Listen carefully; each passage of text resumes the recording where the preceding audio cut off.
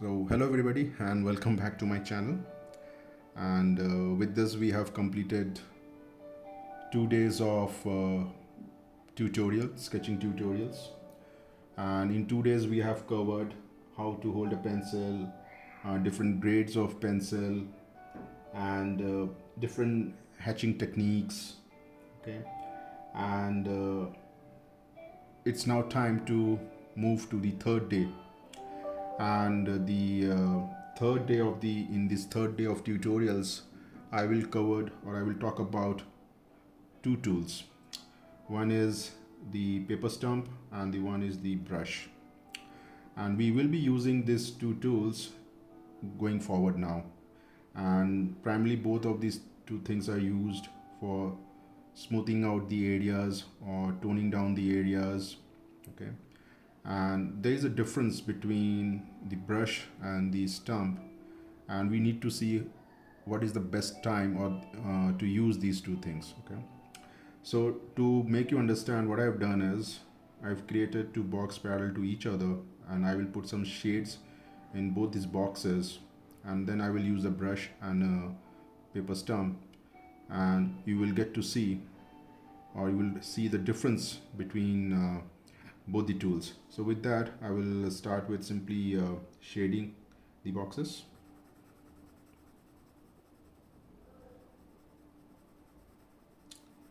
And I hope my tutorials are useful to people who want to learn sketching.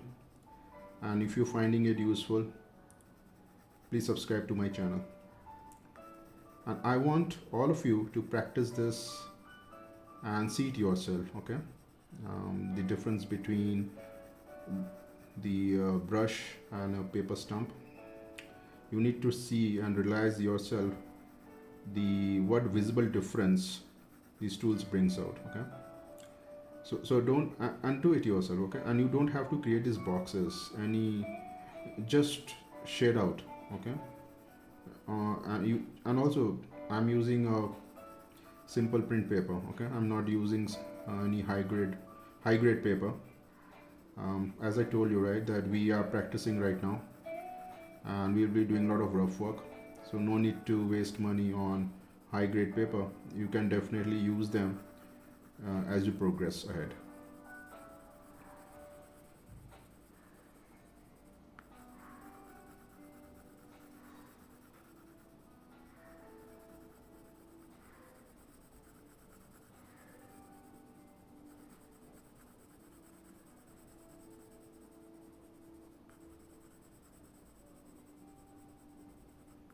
So one side of the box is done.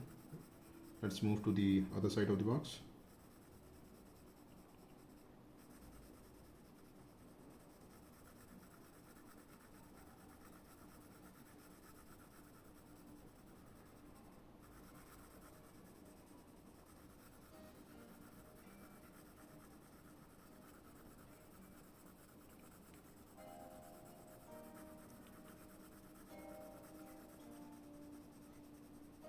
Sometimes even sketching or shading like this, okay, you don't have to sketch anything. Even just to improve your skill, you can simply pick up any paper and start doing shading like this. Okay, this definitely improves your hold onto the pencil. Okay, because when we are using a pencil to sketch, this is the only thing we are using. We are not using different colors, just gray. And how we are applying pressure on the pencil, it creates different tones of gray, right? So I will recommend that whenever you get any time, right, just pick up any paper and just shade it out like this. Okay, it has definitely improved my hold onto the pencil. Okay, a simple gray shade is done. Now let's do one thing. Let's have some a dark shading on top of this. Okay, so I'm using a dark pencil now, and I'm putting some dark values. Okay, so in case I missed some areas which is still showing as white, this dark pencil will take care of it.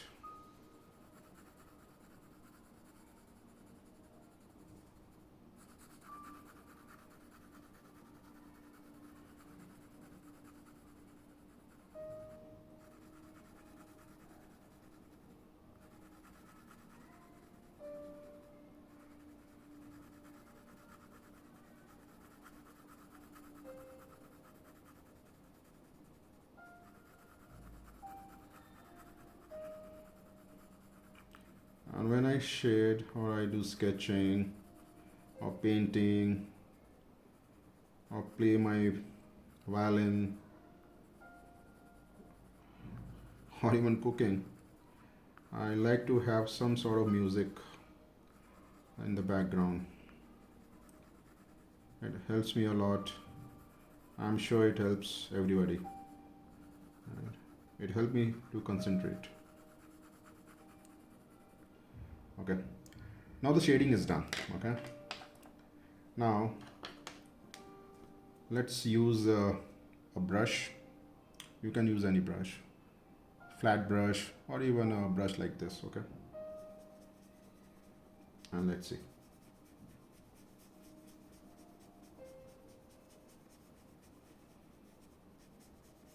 And you can immediately see that it is leaving a shiny effect on top of your shade. Okay.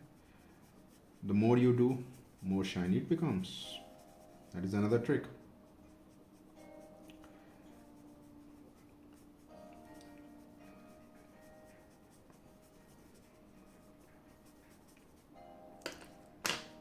Now use a paper stump. Okay. Let's see.